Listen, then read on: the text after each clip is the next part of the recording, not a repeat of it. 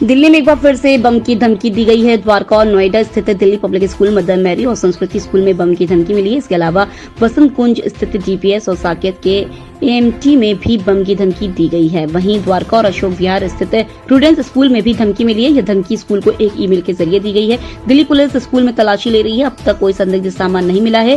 फिलहाल बम निरोधक दस्ता भी मौके पर मौजूद है।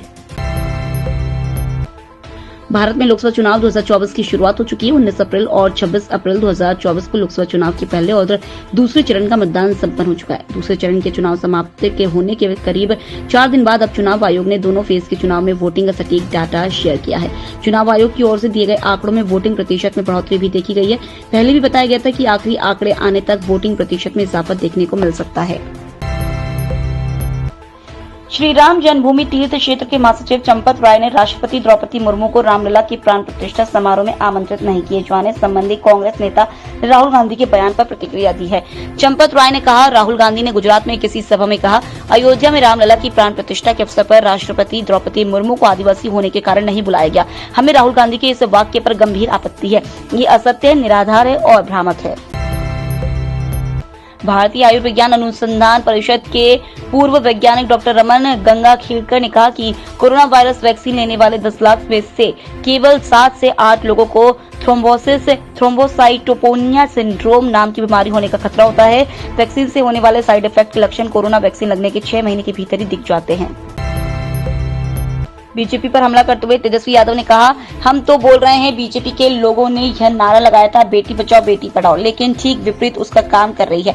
बलात्कारी को बचाने के लिए काम किया जा रहा है। यह कोई मामूली घटना नहीं है। 2500 बच्चियों के साथ शोषण हुआ है और बीजेपी के नेता ऐसे लोगों के लिए लगातार इसके पक्ष में मतदान करवाते रहे और वोट मांगते रहे, कैंपेन करते रहे हैं। लोकसभा चुनाव के लिए दिल्ली में पहला वोट पड़ने से पहले कांग्रेस नेताओं का असंतोष खुलकर सामने आ रहा है। ताजा मामले में कांग्रेस के पूर्व विधायक नीरज बसोया और नसीब सिंह ने पार्टी की सदस्यता से इस्तीफा दे दिया। उन्होंने इस्तीफा की वजह लोकसभा चुनाव में आम आदमी पार्टी के साथ गठबंधन को बताया है। इससे पहले अरविंदर सिंह लवली ने दिल्ली कांग्रेस अध्यक्ष पद से इस्तीफा दिया था। तृणमूल कांग्रेस के वरिष्ठ नेता अभिषेक बनर्जी ने मंगलवार को केंद्रीय गृह मंत्री अमित शाह को डायमंड हार्बर लोकसभा क्षेत्र से उनके खिलाफ चुनाव लड़ने की चुनौती दी। उन्होंने कहा कि अगर अमित शाह मुझे यहां से चुनाव में हरा दें तो मैं हमेशा सक्रिय राजनीति से संन्यास ले लूंगा। कमर्शियल एलपीजी सिलेंडर की कीमतों में 19 रुपए की कटौती की गई है। कमर्शियल सिलेंडर की घटी हुई कीमतें बुधवार 1 मई से लागू होगी। दिल्ली से मुंबई तक कमर्शियल गैस सिलेंडर के दाम घटाए गए हैं। इसके पहले 1 अप्रैल को कमर्शियल गैस सिलेंडर के दाम में 30 रुपए 50 पैसे की कमी की गई थी।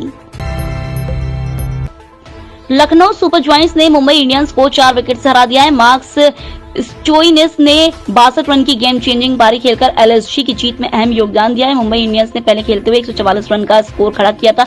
टारगेट का पीछा करते हुए स्टोइनिस के और केएल राहुल की 58 रन और स्टोइनिस दीपक हुड्डा की 40 रनों की पार्टनरशिप ने लखनऊ को जीत के करीब लाकर खड़ा कर दिया था।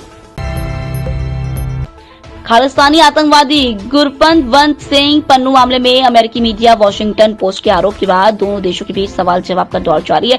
वॉशिंगटन पोस्ट के आरोपों को भारत सरकार के द्वारा खारिज करने के बाद अमेरिका ने इस पर प्रतिक्रिया दी है। अमेरिकी विदेश विभाग के एक अधिकारी ने कहा है कि खालिस्तानी आतंकवादी गुरपतवंत सिंह पन्नू की हत्या की साजिश से संबंधित आरोपों की जांच में संयुक्त राज्य अमेरिका भारत के साथ नियमित रूप से काम कर रहा है।